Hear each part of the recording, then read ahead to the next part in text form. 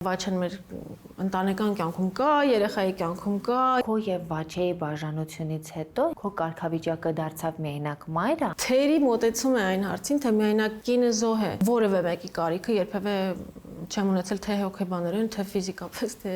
ֆինանսապես։ Միլանի Fashion Week-ի ժամանակ ներկայացրեցիր քո հավաքածուն։ Փորձում եմ անդադ գտնել ինչ-որ ակունք, որով որ կփորձեմ ստեղծել մարտական կնոջ կերպար։ Մասնակցում էր մարտական դասընթացներին, կրակում ես։ Մաշկի վրա զգացի, որ ես սկսում եմ ինձ որպես զոհ դիտարկել, ես սկսեցի այդ խնդրի հետ բախվել ու լուծել այդ խնդիրը ինքս ինձ հետ։ Անդադար մտածում էի, որ բոլոր դժբախտություններից պատճառը իմ արտաքին տեսքն է։ Մի քանի բան է իրար վերցակնում, որ ոտքերս հաստ երևան։ Եթե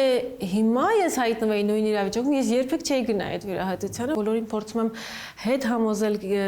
քթի վիրահատություններից, բայց ինձ համար այդ ժամանակ դա խնդիր է լուծել։ Դեռ չդիմացա եւ ամբողջ իմ ամսվա հոնորարը դրեցի այդ զարդի մեջ։ Ինչ արժեր։ $4000։ Այստեղ կարծում եմ լուքը շատ հետաքրքիր կլիներ, եթե ծանրացված չլիներ սև գոտիով։ Հուսով եմ ոչ ոքի չեմ վիրավորում իմ մեկնաբանություններով, դա իմ սուգումը իմ նեղ կարծիքն է։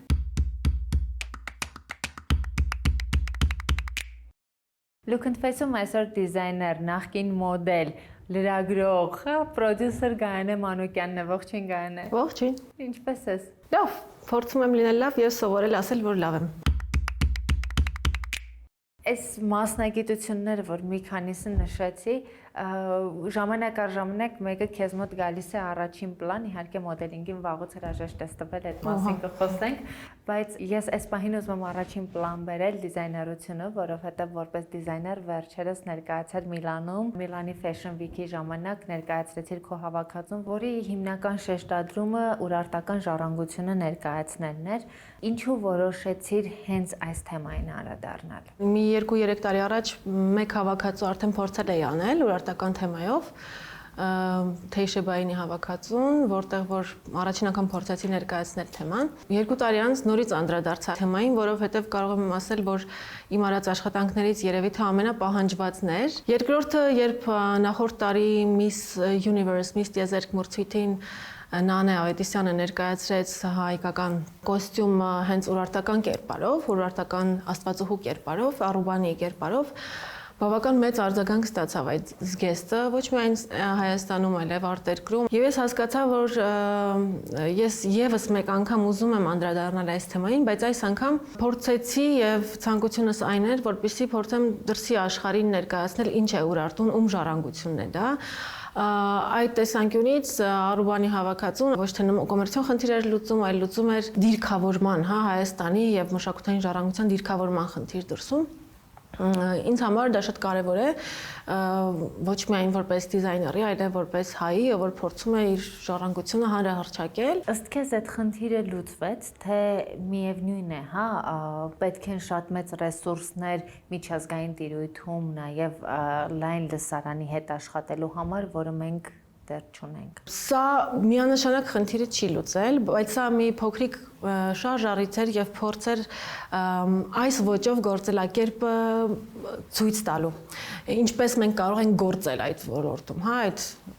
դրսի աշխարհում ներկայանալու համար։ Հագուստը շատ ճկուն հաղորդակցության միջոց է, որովհետև հագուստը կրելով մենք դառնում ենք այդ գաղափարախոսության կրողները, եթե ինչ-որ գաղափարախոսություն կա դրված դրա հիմքում։ Սա փորձ էր մի փոքրիկ կաթիլ օվկիանոսի մեջ, ինչ որ չափով խնդիրը լուծվեց, որտեղ մոտ 300-400 հոգանոց լսարանին ներկայացվեց հայկական ժառանգությունը, արտերկրյա լսարանին, եւ դրանցից յուրաքանչյուրը գուցե կգնա, կփորձի հետաքրքրվել թեմայով, ավելի խորը գիտելիք կստանա այս թեմայով։ Ֆեշնը առհասարակ շատ հետաքրքիր հաղորդակցության լեզու է, ինչպես դու նշեցիր, որովհետև մի կողմից թվում է, որ արտաքին աշխարհն է եւ առաջին հայացքից թվում է, որ դա ընդհանրապես մակերեսային մի բան է, բայց իրականում այդ մակերեսային լեզուն մեզ հնարավորություն է տալիս հասնելու յուրաքանչյուրին։ Այսօր շատ քայլեր են արվում նաև հայկական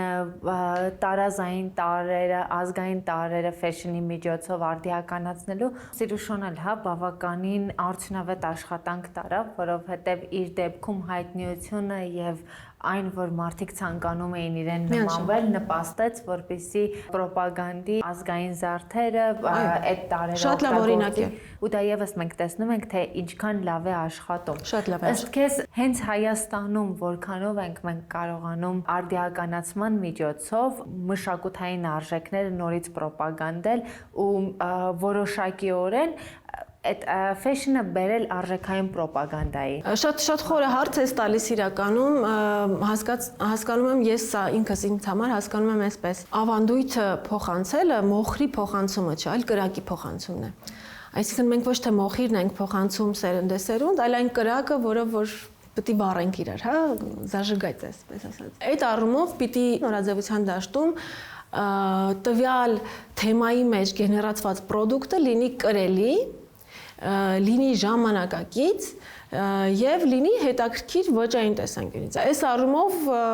բավական բարդ է ժառանգության հետ աշխատելը, բայց հնարավոր, անհնար ոչինչ չկա եւ այսօր դաշտում, ֆեշնի դաշտում Հայաստանում շատերը փորձում են եւ հաջողում են եւ ստանում են այնպիսի պրոդուկտ, որը եւ կրելի է եւ նաեւ նոր թարմ, այդպես ասած կրակի ձևով է փոխանցում նյութը։ Վերջերս նույն Մլյանի նորաձևության շաբաթին ներկայացան մեր հայ դիզայներները, որոնցից մի քանիսը, այդ թվում նաեւ Վահան Խաչատրյանը հսկայական աշխատանք էր տարել ներկայացնելու հայկական մանրանկարչությունը եւ օտկուտյուրի մեջ ցույց տալ դրա հնարավորությունները, անսահմանությունը ինչպես կարելի է կիրառել, հա։ Սա պահանջում է նաև պետական մոտեցում, ինչու՞ չէ։ Այ հետաքրքիր է հենց անձամբ քեզ համար, որքանով էր բարդ դա դարձնել կրելի կամ որքանով ես համարում, որ դու դա դարձրել ես կրելի, ստացվել է քեզ մոտ դա, թե ոչ։ Դա բավական բարդ էր, որովհետև ուրարտական նախշերը, որմնանկարները, այն նյութը, որը մեզ այսօր հասել է, բավական ծավալուն է ու խիտ։ Բայց կան այնտեղ նյութեր, որոնք որ շատ հոգեհարազատ են նաև այսօր։ Ես վերցրել եմ այդ նյութերից ամենահոգեհարազատները այսօր արդի, հա, մեր իրականության համար եւ այդ առումով իմ գործը փորձել եմ մի փոքր հեշտացնել։ Բայց կրելի դարձնելու առումով բավական բարդ է, որովհետեւ ծանր նյութ է, ուրարտական մշակույթը բավական հարուստ ծանր նյութ է եւ ֆիլտրելը թե ինչն է հնարավոր դարձնել կրելի ինչը չէ, բավական բարդ process էր, մոտ 6 ամիս աշխատել եմ նախագծի վրա։ Կարծում եմ, որ կրելի նյութ է ստացվել իրականում, բայց շատ ինդիվիդուալ, որովհետև էթնիկ թեմայով ոճային էլեմենտները ոչ բոլորին են հոգեհարազատ։ Քո բրենդը Just Black-ը անունից սկսած կոնցեպտով վերջացրած սևի մասին է, բայց այս դեպքում դու կոտրեցիր դա եւ անցար գույների։ Իրականում Just Black-ի կոնցեպտը ունի գույնից մոտիվացվելու սկիզբ։ Ցանկացած հավաքածու ես սկսում եմ մոտիվացվելով ինչ-որ գույնով նախ։ Առաջին հավաքածուի մեջ դա սպիտակն էր, երկրորդի մեջ կապույտը, հետո կարմիրը, հիմա կրակագույնն էր եւ երկնագույնը, բայց այս անգամ նաեւ կիրառվեցին այդ գույները բացի motivation-ից, մոտիվացիայից։ Ինչու, որովհետեւ այո, ուրարտական մշակույթը իմ պատկերացմամբ անհնար էր փոխանցել առանց գույնի, միայն սևի մեջ շատ տափակ մի տեսակ կլիներ եւ քանի որ կրակագույնը, նարնջագույնը, ծիրանագույնն ու երկնագույնը հիմնական գույներն են ուրարտական, մենք փորձեցինք իրենց մի քիչ ակտիվացնել, առաջ բերել, այսպես ասած։ Մենք օգտագործել ենք սև կետը այդ նույն օրնամենտների մեջ Just Black Dot-ը, որը հենց այնպես չէ, Արուբանի արձանիկի զգեստի վրա եղած նախշը, որը մենք դուրս բերեցինք թանգարանից, հենց այդ քառակուսին էր, որի մեջ կար կետ։ Եվ այդ կետիկը հենց մենք էինք ու միջոցով պատմվում էր այս պատմությունը։ Շատ հետաքրքիր դիզայներական մոտեցում ունես, թե ինչպես են ստեղծվում, հա, հավաքածուները, կոնցեպտները ու երբեմն երբ մարդկանց հարցնում են որն է քո մոտիվացիայի աղբյուրը, կարող է շատ բարձ հարց թվալ, բայց ինձ համար միշտ շատ հետաքրքիր է, հա, այդ մոտիվացիոն աղբյուրը, որովհետև խոսում ես մի ամբողջ գաղափարախոսության մասին, որը ինչ որ միտեղ ունեցել է սկիզբ։ Այո, որն էր այդ սկիզբը։ Մեր իրականության մեջ կնոջ կերպարի մարտական կնոջ կերպարի ակունքներ։ Ես փորձում եմ անդադ գտնել ինչ որ ակունք, որով որ կփորձեմ ստեղծել մարտական կնոջ կերպար։ Եվ մի ստեզերքի զգեստի շուրջ այդ փնտրտուքները սկսվեցին ու մենք գտանք Արուբանի աստվածուհուն, ով որ Խալդի աստծո կինն էր, ով որ արվեստի եւ բերության հովանավորն էր եւ մարտի աստծո կինն էր, այսինքն հա պատերազմների աստծո կինն էր։ Սա հետաքրքիր համադրություն էր, տեսեք, արվեստի հովանավոր եւ մարտականու, հա, այդ երկու թեմաները թվում է թե անհամադրելի, բայց համադրելի նաեւ ինչ որ առումով։ Սա էր սկիզբը, որից ես բռնվեցի եւ փորձեցի Արուբանի շուրջ ստեղծել այդ մարտական ոգով համեմված կնոջ կերպարը եւ օգտագործել եմ բոլոր հարուստ օրնամենտները եւ զարդանախշերը, որը որ մեզ տալիս էր ուրարտական ժառանգությունը։ Մարտական կնոջ կերպարը հիմա նաեւ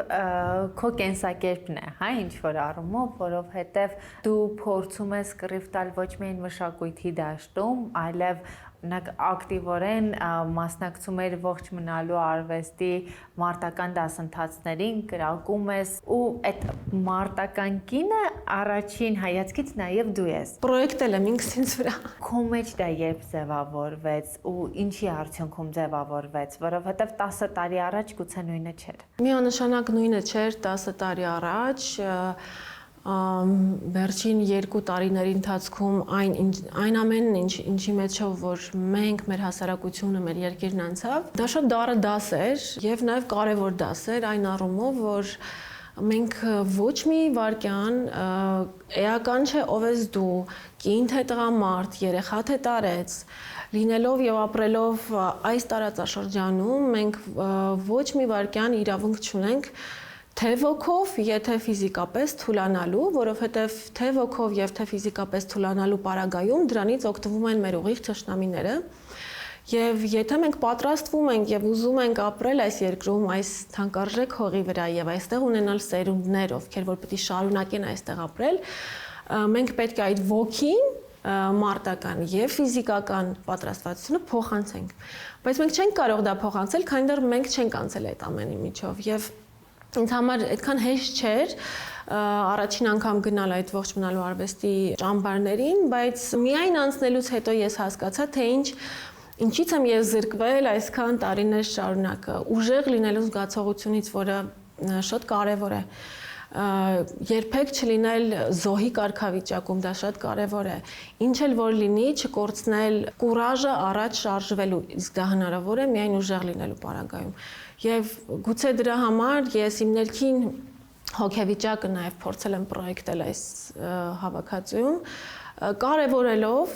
այն, որ մենք որպես ազգ իրավունք չունենք ոչ մի պարագայում թուլանալու, գլուխ կախելու եւ չփորձելու վերականգնել մեր իրական դեմքը։ Հենց առնչվեցի եւ ես իմ մաշկի վրա զգացի, որ ես սկսում եմ ինձ որպես զոհ դիտարկել, ես սկսեցի այդ խնդրի հետ բախվել ու լուծել այդ խնդիրը ինքս ինձ հետ։ Դա նաև ֆիզիկապես բավականին բարդ է։ Այս ճանապարհի ընթացքում ինչ բարդություններ անցար։ Դժվարություններ հոգեբանական առաջին հերթին անցա, որովհետև ֆիզիկական ծանրաբեռնվածությունը երկրորդական է, ավելի առաջնային էր հոգեբանական խնդիրները, որոնք պետք էր հաղթահարել, որպեսզի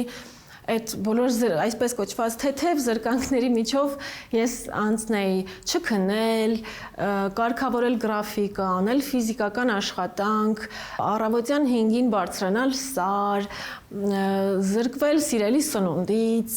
այսպես մինիմալ բաներ են, բայց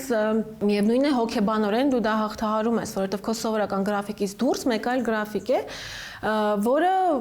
հեշտ բան չէ իրականում, բայց շատ ավելի ծանր իրավիճակում են այսօր սահմանում դիրքեր պահող մեր տղաները եւ մինչեւ դու քո մաշկի վրա չես զգում այդ ամենը, դու չես հասկանում ինչ են իրենք մեզ համար այսօր անում։ Չես գնահատում դա։ Բարդ էր, բայց շատ բարձր եմ գնահատում այդ ճանապարհը եւ կարծում եմ որ բոլորը պետք է դրա միջով անցնեն։ Դու մի շատ կարևոր բանի մասին խոսեցիր, որ տեսակով զոհ չես։ Երևի թե մեզ համար հիմա դա ամենակարևոր կետն է, որովհետև ինչ որ առումով հոգեբանորեն, հա, նաև բոլորս ինչ որ մի տեղ ընկճվել ենք ու այդ զոհի հոգեբանությունը սկսում ձևավորվել։ Շատ հետաքրքիր լեզու ես, հա, գտել մարտական կնոջ կերպարը ներկայացնել ֆեշնի միջոցով։ Սա յուրաքանչյուր կնոջ հասնելու ամենահեշտ տարբերակն է։ Դու քո շրջապատում կամ գուցե քո հետևորդների շրջանակում նկատել ես մարդկանց, որոնց հետ լուծել ես այդ խնդիրը, Այո, միանշանակ։ Եվ դա շատ ոգևորիչ պայման է, որովհետև ես շատ ուշադիր չեմ հետևում արդյունքներին, թե քանի հոգի ինտեգրվեց այս տեսակ գաղափարախոսության մեջ, ինչ քայլեր արեց, բայց իմ շուրջը Իմ ընկերների շրջանակներում եւ ծանոթների շրջանակներում անդադար տեսնում եմ մարդկանց, ովքեր փոխել են իրենց վարքագիծը եւ վստահաբար կարող եմ ասել, որ ես ինչ որ չափով դրա վրա ունեցել եմ իմ ազդեցությունը։ Դա շատ հաճելի է եւ այո, շատերը անգամ հետ են գալիս ասում են, գա ինչ հավես էր, որ դու արեցիր, ես էլ քեզ տեսա, գնացի, ես էլ այդ արեցի ու իմ մոտ բան փոխվեց։ Եվ դա ամեն ճարժի։ Գայնը հետաքրքիր է նաև քո աղջիկա դասիրակության մեջ հիմա արդեն ներառում ես այդ մարտական նույն տարրերը, որոնց մասին խոսում ենք, թե մտածում ես, որ դեռ փոքր է դրա համար։ Միանշանակ, դա դաստիարակության մի մաս է, բնականաբար դա վերաբերում է իր փոքրիկ մանկական խնդիրների լուծման ճանապարհին, բայց ես փորձում եմ անել այնպես, որ ինքն իր խնդիրները փորձի ինքնուրույն լուծել, անգամ եթե դա բարդ է իր համար, դա էլ է մարտական ուղի, թեկուզ եւ փոքրիկ բալիկի համար, բայց հաշվի առնելով որ նա աղջիկ է եւ պիտի շատ հարցերում, շատ իրավիճակներում ինքը իր խնդիրները կարողանա նույնպես ինքնուրույն լուծել եւ հույսը չդնել այլոց վրա, համարում եմ սա շատ կարեւոր մաս եւ այո, փորձում եմ այս մասը ներարկել եւ իստում է ստացվում է շատ հարցերում ինքնուրույն է եւ անգամ շատ անգամ նեղվում է, երբ որ ես փորձում եմ ինքս մտնել ինչ որ իր խնդիր լուծել, ասում եմ ոչ, ես ինքնուրույն կանեմ եւ դա իր համար սկզբունք է դարձել արդեն։ Տես, բացի այն ազգային պատկերը, որը մենք ունենք հիմա բոլորով, կա նաև յուրաքանչյուրիս անհատական պատմությունը, տեսակով զոհ չլինելը շատ կարևոր է ու շատ կարևոր է այս առումով կարծրատիպեր կոտրելը, ինչի եւ դու անում ես։ Մեր հասարակության մեջ կան կետեր, որոնք ակամայից սկսում են մարդիկ ասոցացնել զոհի կարգավիճակի հետ, բարդ կարգավիճակի հետ ու քո եւ Վաչեի բաժանությունից հետո, երբ քո կարգավիճակը դարձավ միայնակ մայրը, անկախ նրանից, որ Վաչեն ներկա է երեխայի կյանքում, այնուամենայնիվ քո կարգավիճակը դարձավ միայնակ մայրը ու շատերը դա ընկալում են այսպես կարծրատիպային, հա, որ միայնակ մայրը պետք է բարդ վիճակում լինի, պետք է զոհ լինի։ Նշեմ, որ դա դու ասացիր, ոչ թե ես, որ զոհի կերպարով են ինձ ընկալել։ Ես ընկալման մասին եմ խոսում։ Հա, խոսում։ նկատում ես այդ մասին անգամ չեմ էլ մտածել, որ ինձ այդպես կարող է ընկալեն։ Ես չեմ համարում, որ ես միայնակ մայր եմ։ Վաչեն մեր ընտանեկան կյանքում կա, երեխայի կյանքում կա։ Ես նախ ուզում եմ նաև դիմել բոլոր այն մարդկանց, ովքեր տարատեսակ անձնական խնդիրների պատճառով ունենում են նման սիտուացիաների մեջ են հայտնվում, երբեք չնահանջեն ու չմտածեն, որ ամեն ինչ փլուզվել է եւ միշտ կա նոր սկիզբ եւ երբևէ չի կարելի նայել հետ եւ փորձել գտնել պատճառներ, խնդիրներ, ելի նույն կուրաժի մասին, այսինքն չկա հաղթանակ եւ չկա պարտություն, կա միայն կուրաժ, որը որ քեզ ստիպում է առաջ գնալ եւ այս կյանքը դրա մասին է։ Անձնականում իմ կյանքում ես միշտ համարել եմ ինձ եւ կարծում եմ, որ ես ուժեղ մարդ եմ եւ միշտ իմ խնդիրները ինքս եմ լուծում եւ որևէ մեկի կարիքը երբևէ չեմ ունեցել թե հոգեբանորեն, թե ֆիզիկապես, թե ֆինանսապես։ Նախ ուզում եմ նշել, որ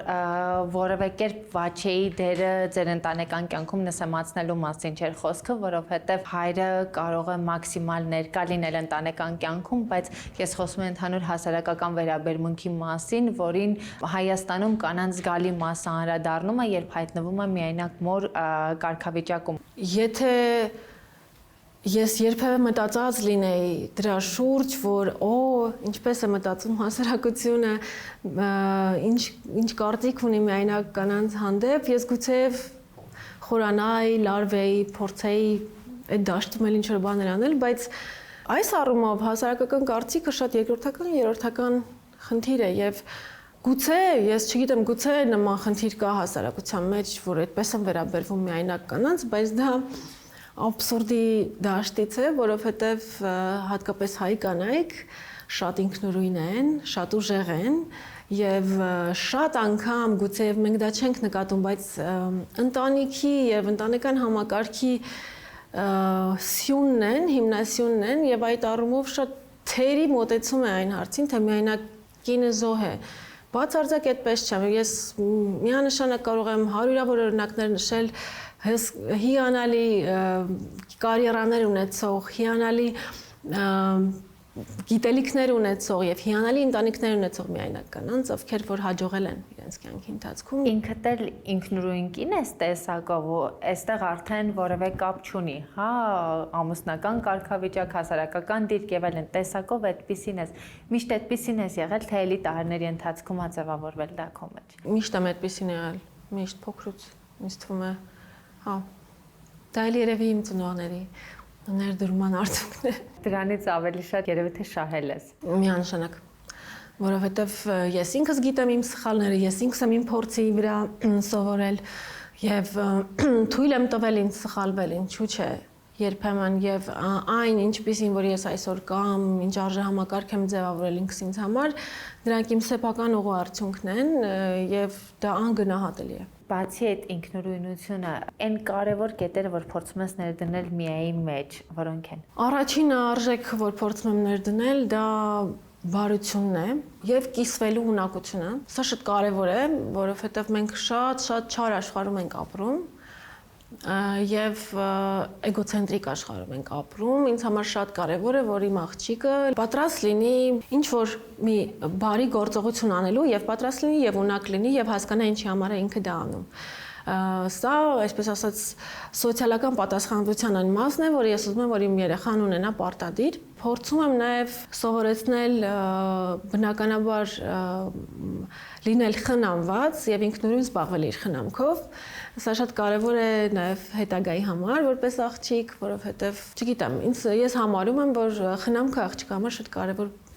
պայման է եւ սովորել անել ամեն ինչ իմանալ այդ ոլորտից փորձում եմ սովորեցնել բնականաբար մաքրակենցաղությանը, որովհետեւ դա նաեւ հոգեկերտվածք է։ Եթե դու կյանքում մաքրակենցաղ ես, քո հոգին էլ ինչ որ չափով նաեւ մաքրակենցաղ է եւ դու նաեւ ներսում ես ինքդ քեզ կարող մաքրել, դարակներով ամեն ինչ ճիշտ է ասավորել։ Շատ հետաքրքիր բան կա, ճապոնացիներն ունեն այդ մեթոդը, իրենք դա օրվա մեջ պարտադիր 2 ժամ ժամանակ են հատկացնում իրենց տանը, այսպես ասած, մաքրությանը 2 ժամ եւ դա ոչ թե տան համար է արվում, այլ ներաշխարհի համար է արվում։ Այդ 2 ժամվա ընթացքում մարդն ինքն իր մեջ է դասավորում խնդիրները։ Սա էլ շատ կարևոր բան է, որ փորձում եմ սովորեցնել։ Պարտադիր փորձում եմ իրեն սովորեցնել եւ բացատրել, որ ստեղծագործելիս, երբ որ ինքը ստեղծագործում է, կամ նկարում է, կամ նվագում է, կամ երգում է, այն ինչ որ անում է դա ճիշտ է, որովհետև արվեստը չունի սահմաններ եւ չեմ փորձում իրեն սահմանափակել։ Օ, գիտես, այս տառը դու սխալ ես գրել կամ այս ներկը սխալ ես ներկել։ Ոչ, ինքը ինչպես տեսնում է, այդպես էլ պիտի այդ աշխարհը հանձնի թղթին, այսինքն դա էլ փորձում եմ սովորեցնել, որ չկան սահմաններ ստեղծագործելիս եւ հենց այդտեղ է ծնվում ճշմարտությունը։ 2-3 ամիս առաջ Վաչեն Տեսանյութ էր հրապարակել իրենց հանդիպումը մոտ 2 տարվա ընդմիջումից հետո շատ հուզիչ տեսանյութ էր։ Ես իրականում վստահ եմ, որ Վաչեն ներկա է երեխայի կյանքում, բայց ամեն դեպքում հեռավորությունն իր անելիքն անում է։ Հետաքրքիր է դա որպես մայր ինչպես ես փորձում հաղթահարել երեխայի հետ, որովհետև երեխայի համար շատ կարևոր է դա հաղթահարել այնպես, որպեսզի իր հոգեվիճակի վրա չանդրադառնա։ Այս կյանքում ամենակարևորը սիրված լինելն է։ Եվ միանշանակ դու երկկողմանի շատ սիրված ես եւ սա շատ կարեւոր է, որ երեխան հասկանա, որ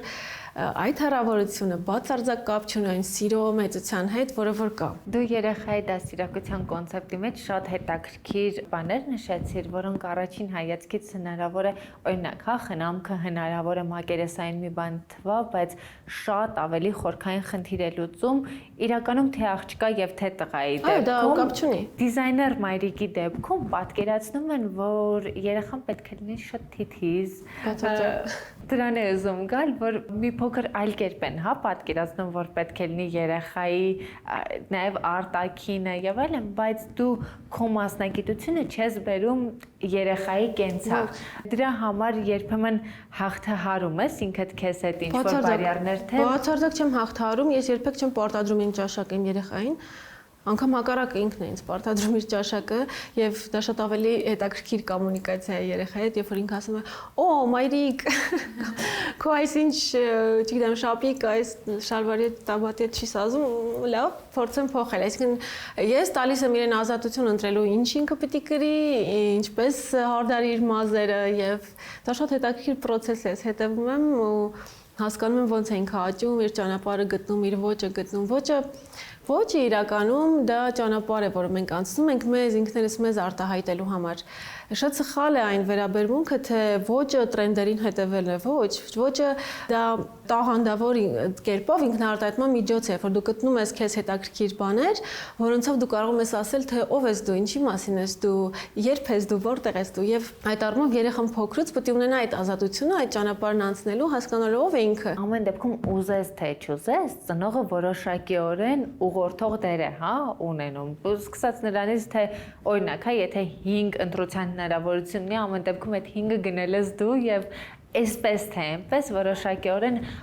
ուղղորդում ես։ Այ հետաքրքիր է այս տարիքից, երբ որ երեխայի մեջ երբեմն շատ թիթիզություն են ներդնում, շատ մեծ հետաքրքրություն հագուստի հանդեպ։ Դրան ինչպես ես վերաբերվում, որովհետև մի կողմից դա հենց այն ճանապարհն է, որը պետք է անցնի երեխան իր ոճը գտնելու համար, մյուս կողմից շատ վտանգավոր կետեր ունի, հա սա։ Ես բացասական եմ վերաբերվում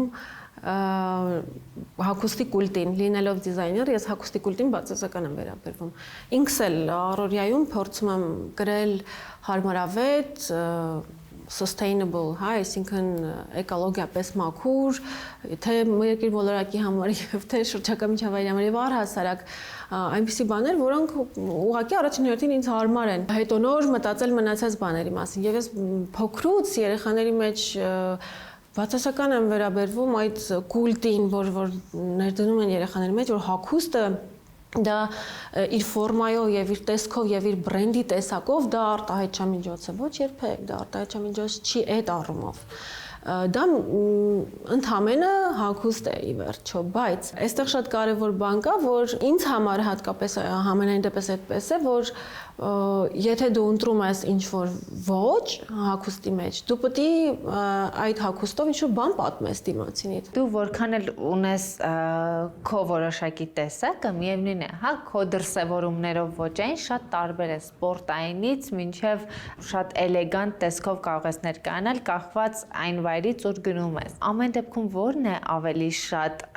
քո մասին եւ ինչ է պատմում քո ոճը հենց։ Իմ ոճը փոփոխվում է, անդադ ինչ-որ sense տրանսֆորմացիաների է ենթարկվում, ես էլ եմ փնտրտուքների մեջ այդ առումով,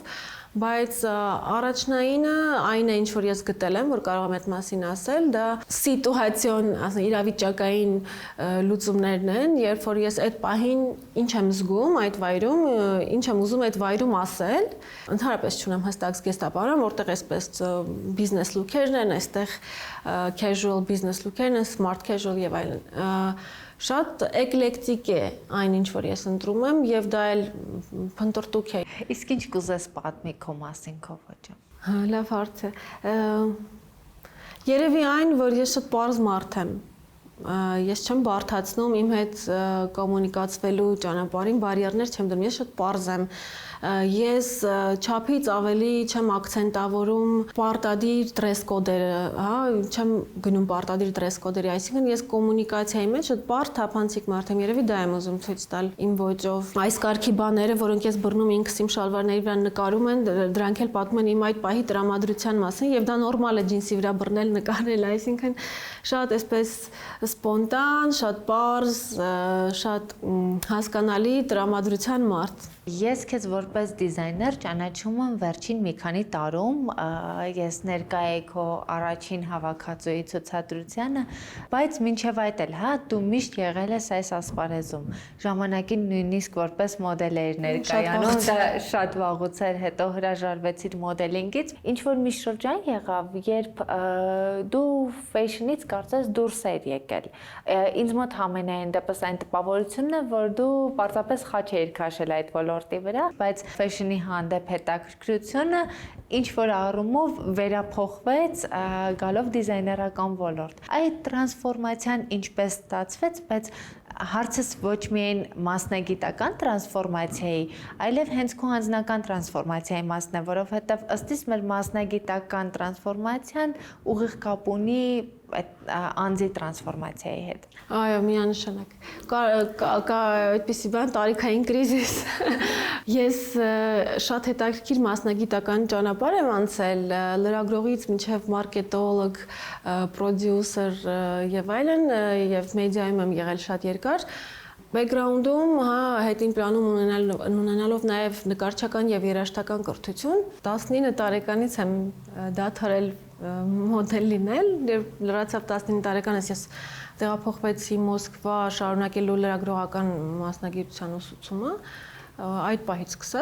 սկսվեց մեծ դադար, այդ ոլորտը ինձ առհասարակ հետաքրքիր չէր եւ ես փորձում էի կայանալ մասնագիտորեն,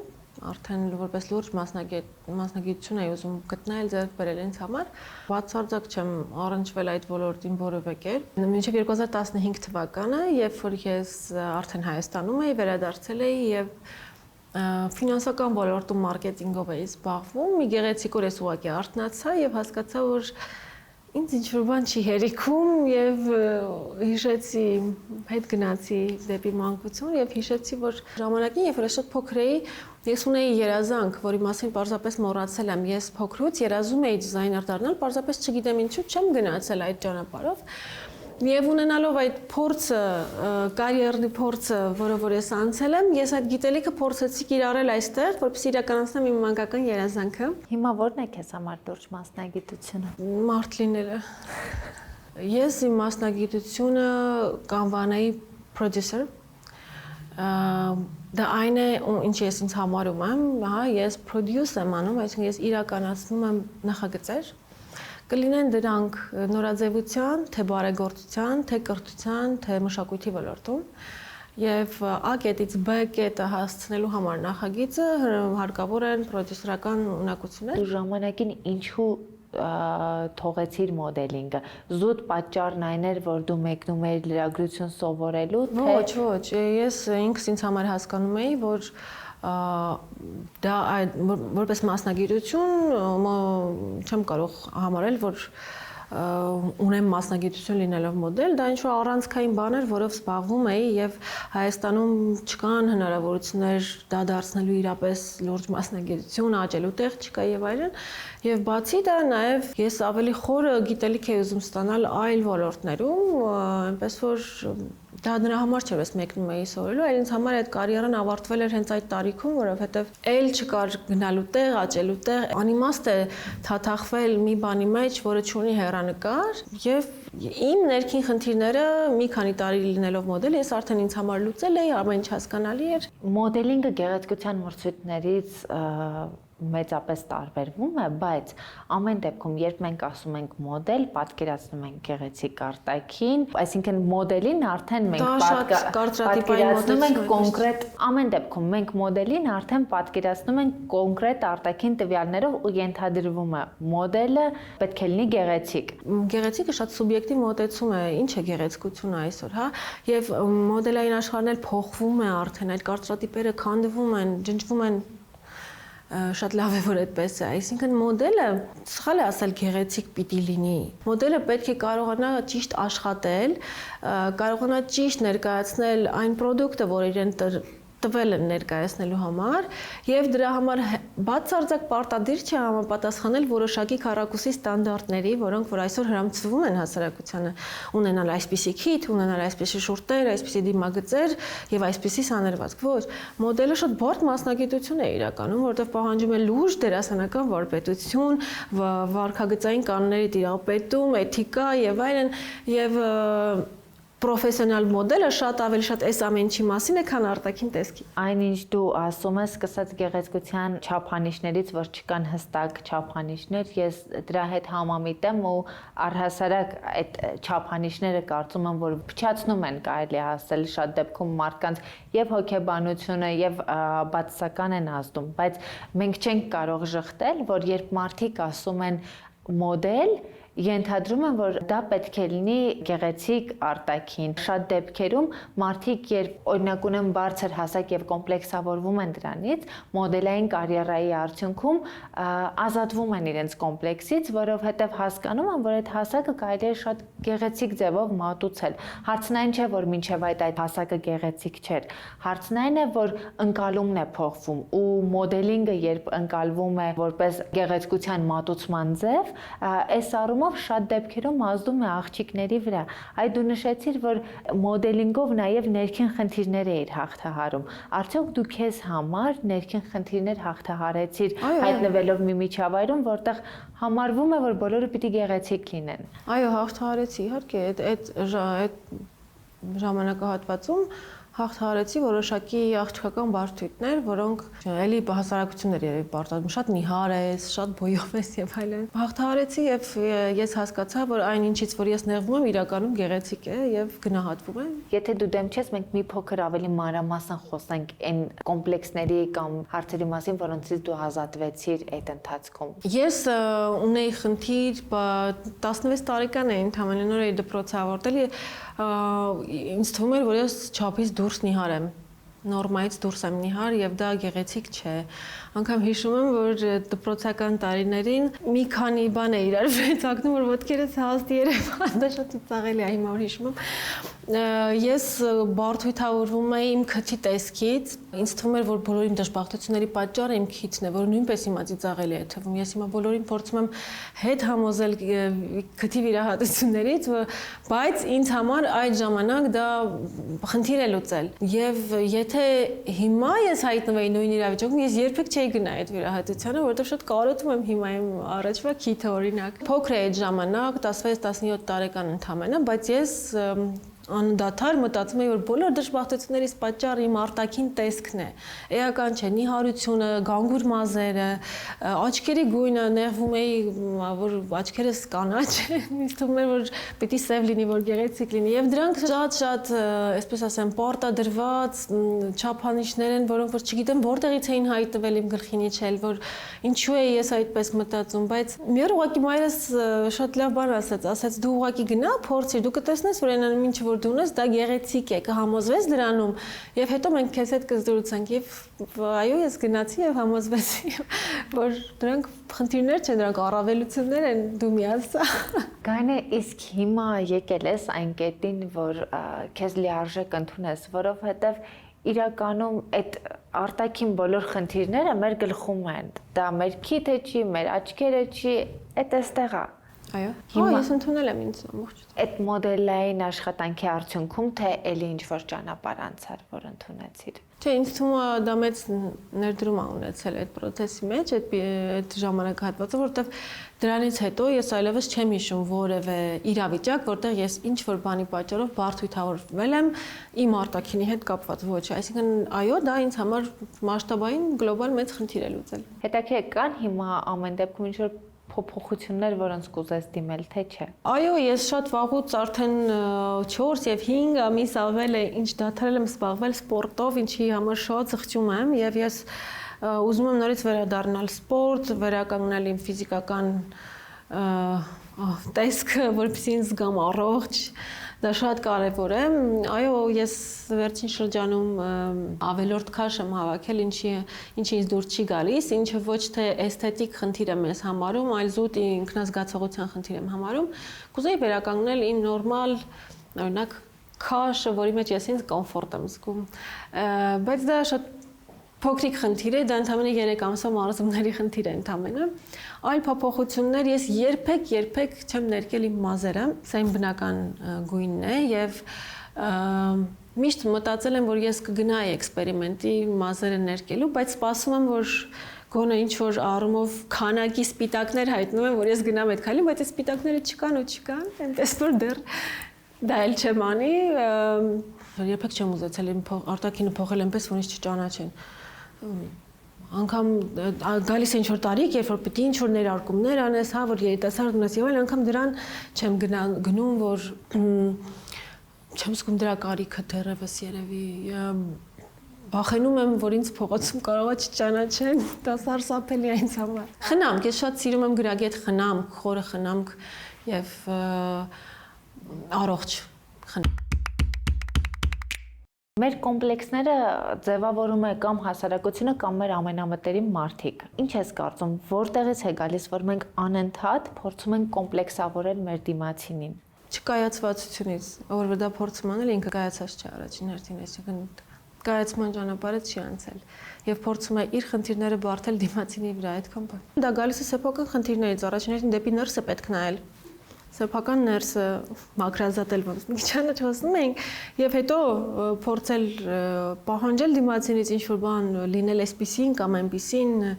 բարթույթավորել դիմացինին չունենալով սեփական հոգեկերտվածքը շատ ծիծաղալի է, էլի։ Մեր սերնդի մայրիկները փորձում են իրենց երեխաներին անդադ ասել դու ամենագեղեցիկն ես, դու գեղեցիկ ես, որովհետև մեզ երևի թե դա քիչ է ասվել ու այս առումով կոմպլեքսները շատ են, բայց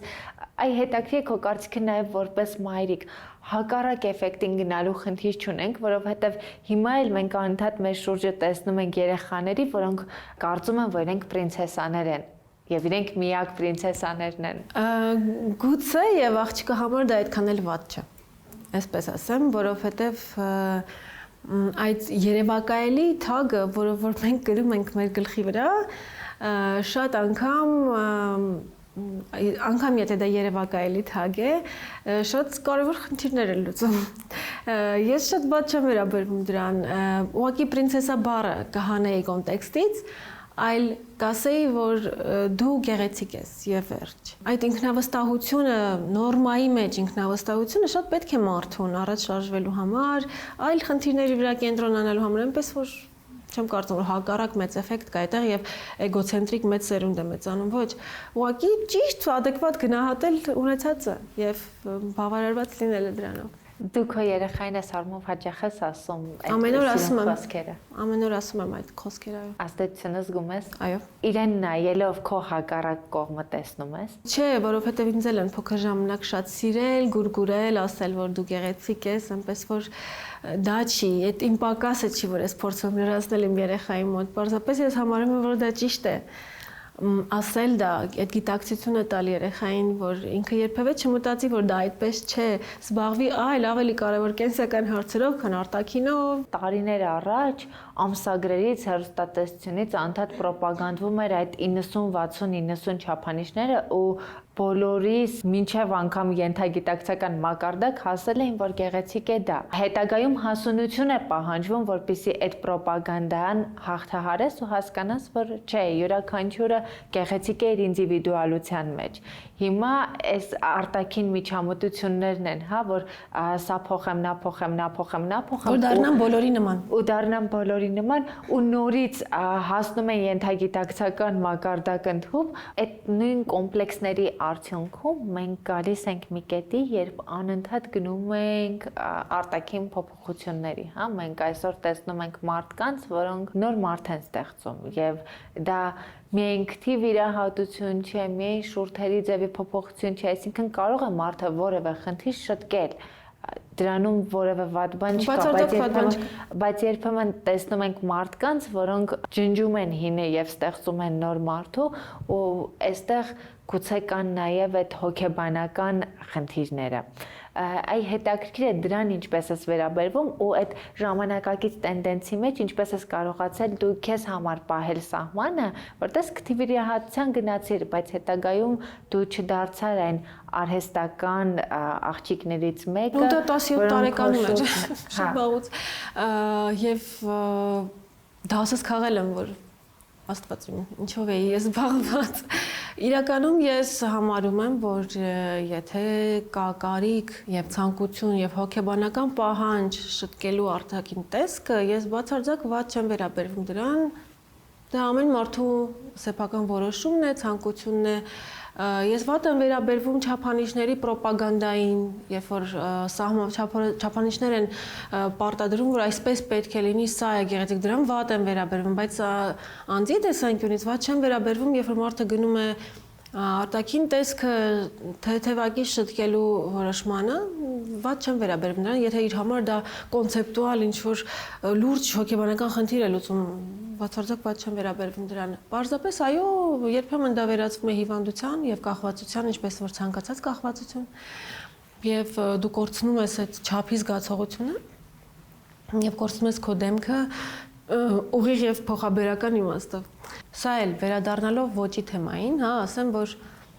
ինչ էր ոճը, ինչից ենք սկսել, հա, որ ոճը քո սեփական արտահայտչամիջոցն է քեզ քո մասին պատմելու եւ եթե դու դառնում ես այդ պրոպագանդայի զոհը, դու ուրեմն ոչ չունես։ Այդքան բան։ Դու չունես քո ասելիքը, դու չես ապացուցում քո ճիշտը, այսպես ասած, եւ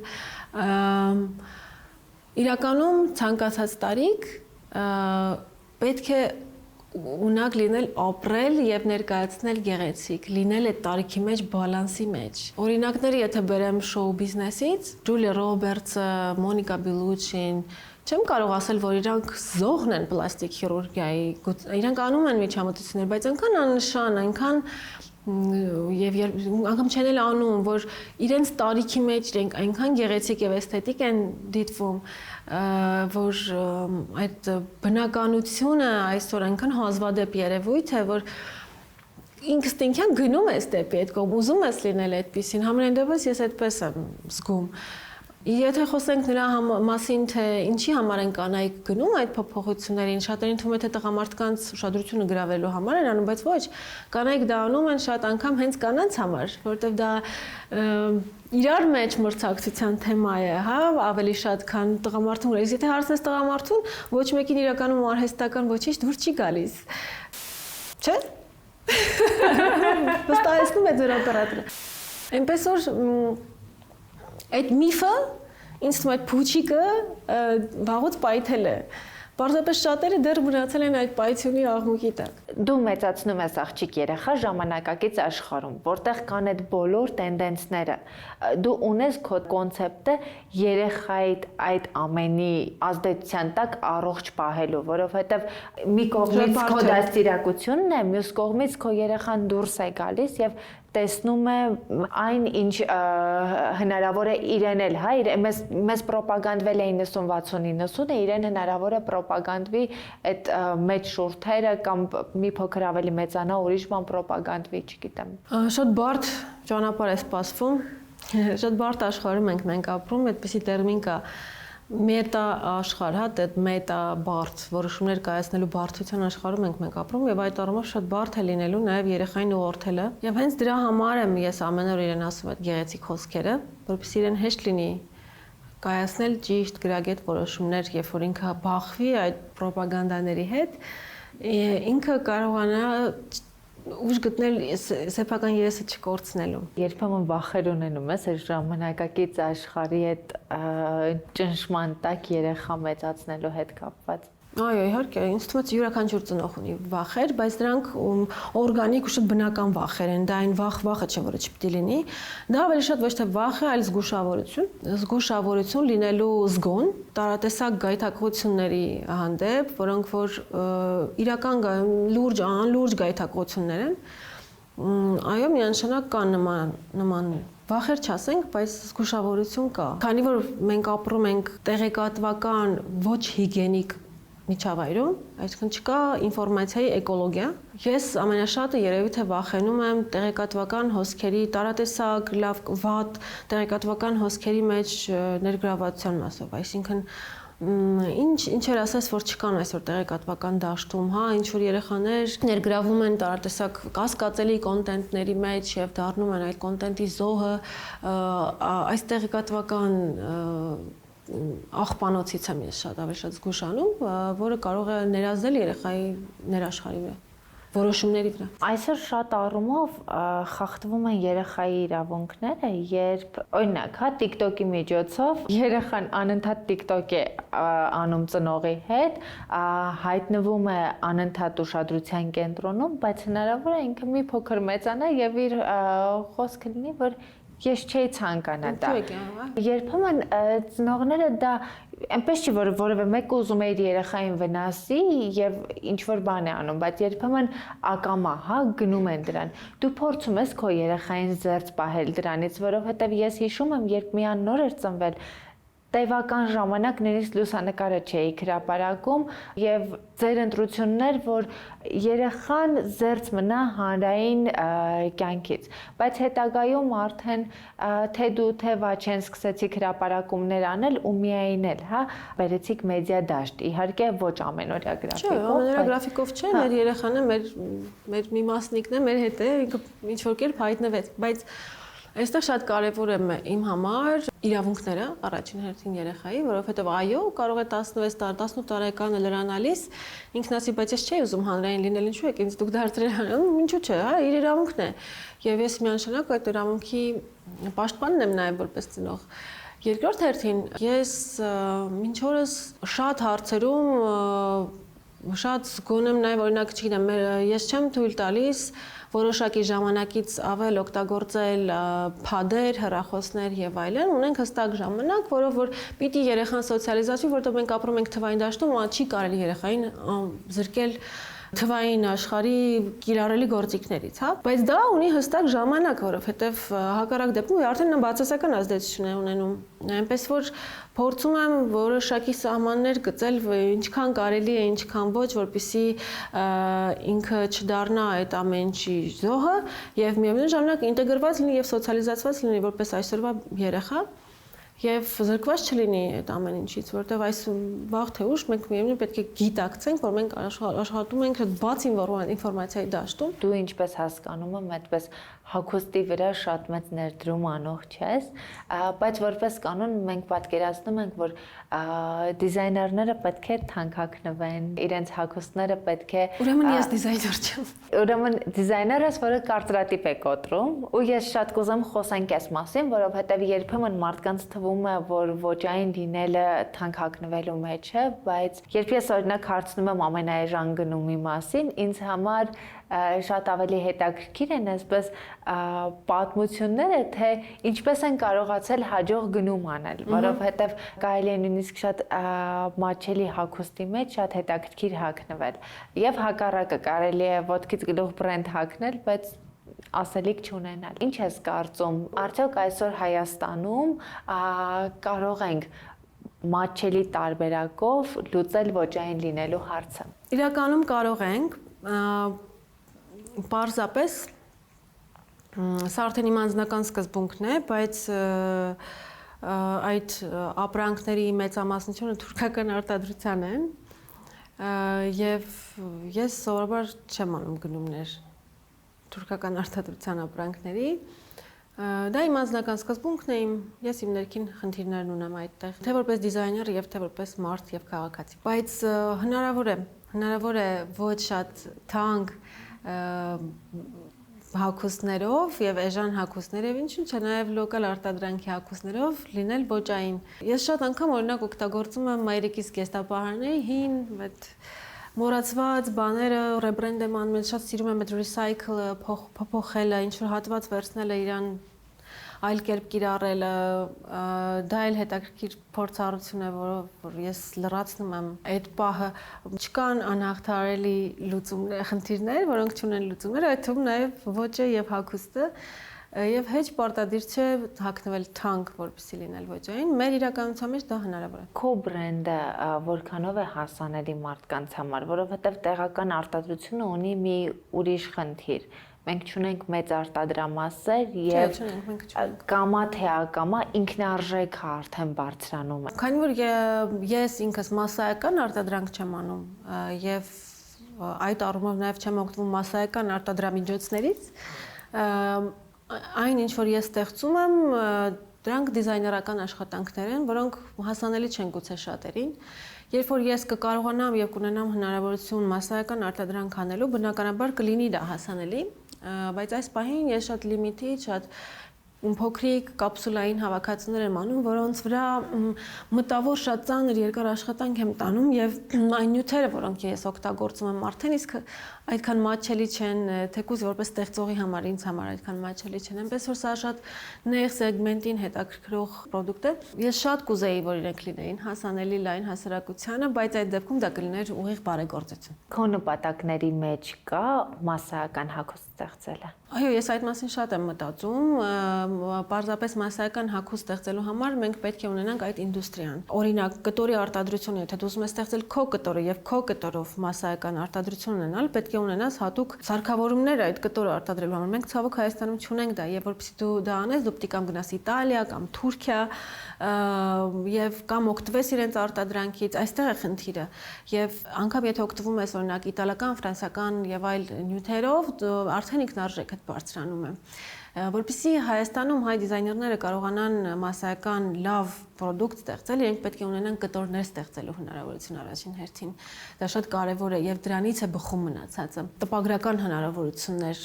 մասսայական արտադրության համար, կտորի արտադրություն, թելի արտադրություն անգամ սեփական երկրում պետք է ունենաս, որպեսզի լինես այդ ինդուստրիայի մի մասը։ Ես շատ կուզեմ, ես այդ մասին մտածում եմ, հետազոտում եմ դաշտը, բայց մեծ ներդրումներ է պահանջում սա եւ եթե ես լինեի օրինակ էկոնոմիկայի նախարար, գուցե ավելի արագ լուծեի այդ խնդիրը։ Հավակնում ես էկոնոմիկայի նախարարն։ Ոչ։ Շնորհակալ եմ շատ, ես հուսով եմ, որ դու ամեն դեպքում մոտ ապագայում կկարողանաս լուծել նաև այդ խնդիրը եւ քո բրենդը հասանելի կլինի նաև Ես շատ կուզեմ մարդկանց։ Որովհետեւ ինչքան մարդու հետ ես կիսվում, այնքան հաճելի է դառնում քո արած գործը։ Ու հիմա արդեն անցնում ենք մեր հաղորդման երկրորդ փուլին, ես քեզ տալու եմ բլից հարցեր, քո գնումների եւ հագուստների հետ կապված ակնկալում եմ արագ ու անկեղծ պատասխաններ։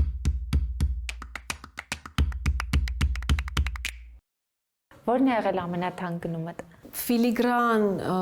ոսկյա կրծքազարդ, բուրջ համոթից գնված Հադիդյան բրենդից, որտեղ ամենատարեց ոսկերիչը հայ ֆիլիգրանի մասնագետեր չդիմացա եւ ամբողջ իմ ամսվա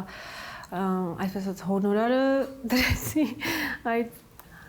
զարդի մեջ, ինչ օրս ունեմ թիթեռ է ֆիլիգրան։ Ինչ արժեր։ Մեկ անգամյա գնում որպես $4000։ Իսկ որն է եղել ամենաէժան գնումդ։ Շտորոք չի լինում պատասխանել այդ հարցին, պետք է հիշեմ։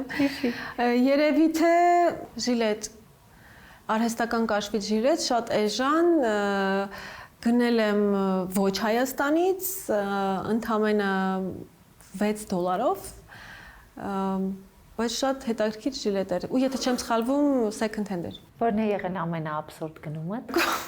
Բնական մարդուց։ Բնական մարդուց վերարկու, որը ստիպված եմ եղել գնել Մոսկվայում, ինչի համար շատ զղջում եմ եւ ես երկար ժամանակ փորձում էի վերացնել այդ վերարկուն, որ աչքից չերևա, չեմ կրել գրեթե ամենաանիմաստ աբսուրդ գնումն է եղել իմ կյանքի, որը այդ էլի կարտրատիպերի արդյունքում էր արված, որովհետեւ շատ ցուրտ է Մոսկվայում, բայց այդպես Ամսական որքան գումար ես ծախսում հագուստի համար։ Վերջին 2 ամսվա մեջ 0, բայց առհասարակ շատ քիչ, ես վատ գնորդ եմ, ես չեմ գնում հագուստ եւ շոփինգամոլ չեմ։ Իսկ գնումները այդ խանութ վերադարձնում ես։ Չեմ հիշում նման դեպք։ Բրենդային հագնվելը կարևոր է։ Ոչ։ Ամեն դեպքում կա բրենդ, որը քեզ համար սիրելի է։ Ոչ։ Կա հագուստ, պայուսակ, որևէ աքսեսուար, հա, որը կցանկանայիր ունենալ, բայց քեզ գնային տեսանկյունից թույլ չես տա։ Cartier-ի զարդերն եմ շատ սիրում, բայց անիմաստ կհամարեմ հիմա նման ներդրում անել սեփական զգեստապահարանում։ Կուզեի ունենալ Cartier-ի զարդ։ Ինչ հագուստ երբեք չես հագնի։ Շատ բաց հագուստ երբեք չեմ հագնի։ Մի զգեստը մի քանի անգամ հագնում ես։ Այո, իհարկե։ Ունեմ զգեստներ, որոնցից դժվար եմ հրաժարվում, արդեն իրենք այնց եզրին են, պետք է դեն նետես, բայց ես չեմ կարողանում իրացից հրաժարվել։ Տղամարդու հագուստի մեջ որն է ամենակարևոր դետալը։ Լավ ջինսը։ Ու հիմա անցնում ենք հաղորդման երրորդ փուլին։ Ես քեզ ցույց եմ տալիս հայտնի մարդկանց լուսանկարներ, դեմքերը փակ, որպեսզի չճանաչես, դու ասում ես քո կարծիքը լուքերի մասին։ Լավ։ Փայլուն բադֆորտներ, փայլուն կիսաշրջազգեստի հետ մի քիչ too much է ինձ համար ու ինձ թվում է կամ պիտի լիներ, որպեսզի գեղեցիկ նայվեր։ Վերևը լավ չի երևում, թոփը ինչ է, բայց բադֆորտների հետ գրելի կլիներ, եթե կիսաշրջազգեստը լիներ մեկ այլ։ Smart casual look է, պիջակ համադրված սպորտային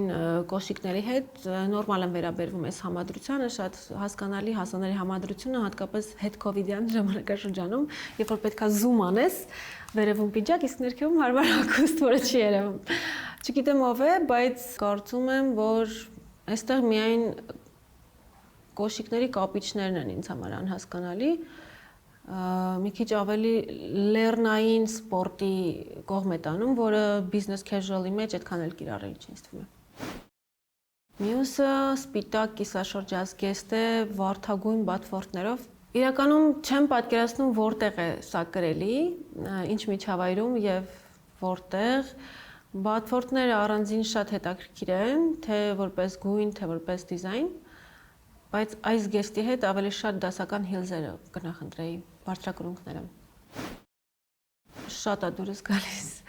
Կանաչ վերնաշապիկը այս լայն հարմարավետ տաբատների հետ, այս կոշիկների հետ շատ հասկանալի լուք է ինձ համար։ Անգամ ինձ թվում է մոտավորապես պատկերացնում եմ ով է։ Ով է։ Կարող է Էմմա Հակոբյանն։ Ոչ։ Կարմիր թոփ երկարաթև եւ սև տաբատ սպորտային կոշիկների հետ շատ համադրված լիարժեք հասկանալի լուք է ինձ համար տղայի ամենօրյա։ Կարծես թե Just Black-ից են օգտվել։ Սև ժիլետ եւ սև կաշվե նեղ տաբատ, շատ ոճային Nike-ների հետ լավն է։ Թրենդային purple-ը կարծես թե ոնց որ Ամստերդամում լինի, թե որտեղ չեմ հասկանում, բայց տեսեք, օրինակ purple-ը այն գույն որպես, հա, այն բան տրենդերից է, որոնք շատ արագ են տարածվում, այդպես տարիներ առաջ եղավ կանաչի հետ, դեղինի հետ, ասես միանգամից վարակի պես տարածվեց, բայց գույն, երբ որ գույնն է դառնում տրենդ, պետք է հաշվի առնել, որ գույնը ոչ բոլորին է սազում, այսինքն մենք կերպարներ ենք, չէ՞, գարունա, մառաշուն, ձմեռ, եւ ոչ բոլորին է այդ գույնը սազում որպես կերպար։ Հիմա քանի որ ես դեմքը չեմ տեսնում, չեմ կարող ասել ինչքանով է ճիշտ այս լուծումը, բայց զուտ այս ոճը, հա, կարճ թոփերը այս կիսաշրջազգեստների հետ նույնպես այդ village style-ը, հա, քանի որ տրենդ է ու պլյուս գույնն է տրենդ, սա կկարողանայի մեկնաբանել, եթե միայն տեսնեի ով է սա կրում։ Դրա համար total այդ color look-երը միշտ պետք է նայել ընդհանուր կերպարի մեջ, առանց դրա դժվարանում եմ։ Միակ բանը, այստեղ ինձ համար անհասկանալի են կոշիկները, այս look-ի հետ, բայց ինքը որպես look առանցին նորմալ եմ նայում։ Vegan leather տաբատներն են վառ կանաչ ջակետով։ Հետաքրքիր look է, ես կհագնեի սա, կկրեի, ինչու՞ չէ։ Գեղեցիկ եւ գրագետ համադրություն է։ Սովորական casual look է, ամենօրյա street style։ Ոչինչ չեմ կարող ասել սրա մասին։ Շատ սպորտային հասկանալի look է էլի, թենիսի դաշտում դժվար կլինի պատկերացնել այլ բան գրելը։ Եթե սա սպეციფიկ միջավայրում է, շատ հասկանալի եւ գրագետ հավաքված look է։ Մի քիչ չհասկացա այս բարձրակրունկների հետ այս զուգագուլպաների ընտրությունը, պուտավոր, բայց զգեստը ինքն իրենով շատ դասական, շատ հասկանալի զգեստ է, պարզապես կոշիկներն ու զուգագուլպաներն են անհամադրելի ինձ թվում է այս զգեստի հետ, մի փոքր, հուսով եմ ոչ ոքի չեմ վիրավորում իմ մեկնաբանություններով, դա իմ սուգումը իմ նեղ կարծիքն է։ Այստեղ կարծում եմ լուքը շատ հետաքրքիր կլիներ, եթե ծանրացված չլիներ սև գոտիով։ Մի փոքր ծանրացնում է կերպարը սև գոտին այստեղ եւ կտրում է կերպարը երկու մասի է բաժանում, առանց այս գոտիի ավելի հասկանալի կլիներ, թե կտորի լուծում ավելի լավ կնայի վեր, թե ձևվածքը։ Կարինե, շնորհակալ եմ շատ ու հիմա արդեն անցնում ենք վերջին փուլին, դու առանձնացնում ես հայկական շոու բիզնեսի 3 ամենավաճային մարդկանց քո կարծիքով։ Առաջինը միանգամից աչքիս առաջ գալիս է Արմեն Երիցյանը, ում ես հասկանում եւ կարդում եմ իր ոճի շնորհիվ։ Շատ քիչ ենք շփվում իրար հետ, որպեսզի համարենք մեզ ընկերներ, բայց իր ոճը իր մասին ինձ լիքը բան է պատմում եւ համարում եմ, որ մեր իրականության մեջ ամենավոճային մարդը Արմեն Երիցյանն է, եթե Սանդրակով ասենք, իրեն կնշեի առաջինը։ Շատ միշտ փոքրուց միշտ հավանել եմ Սիրուշոյի ոճը, դա արդեն sense կարծրացած ճաշակ է, որը որ շատ հավանում եմ, գրագետ համադրություններ, էկլեկտիկ լուծումներ, ճիշտ կիրառելիության ձև, էթնիկ մշակույթը ժամանակակից, այն ինչի մասին որ մենք խոսում էինք, շատ լավ օրինակ է, ինչպես կարելի է այդ ամեն ինչը համադրել։ Հետաքրքիր դու նայեցիր իր նկարներից մեկը եւ մեկնաբանեցիր քիչ առաջ։ Հա։ Հետաքրքիր է, ինձ թվում է գիտեմ որ մեկն էր։ Շատ սիրում եմ հաղորդավարուհի եւ իմ ընկեր Էմմա Հակոբյանի ոճը, ում փորձում էի գտնել քո տված նկարների մեջ։ Ինձ համար ինքը ոճի խորհրդանիշ է նաև, ես շատ ուշադիր հետևում եմ իր լուծումներին, իր որոշումներին, շատ եմ սիրում քո ոճը։ Բարևներ եմ այն։ Երևի այդ երեքին։ Շնորհակալ եմ շատ հավես զրույցի համար, որովհետև ես հաղորդման նկարագրության բաժնում էլ նշում եմ, որ ոչն արտահայտչամիջոց է ու պատահական չէ, որ ոճի մասին զրույցը ինձ մոտ այսպես միշտ բազմակողմանի է լինում, որովհետև դա մարդու մասին պատմող շատ մեծ պատմություն է։ Ու շնորհակալ եմ բովանդակալի զրույցի համար։ Ես էլ եմ շնորհակալ հրավերի համար եւ հնարավորության կիսվելու։ Դե ինչ հետևեք Look and Face-ին, բաժանորդագրվեք YouTube-ի իմ ալիքին, որպեսզի բաց չթողնեք մեր թողարկումները։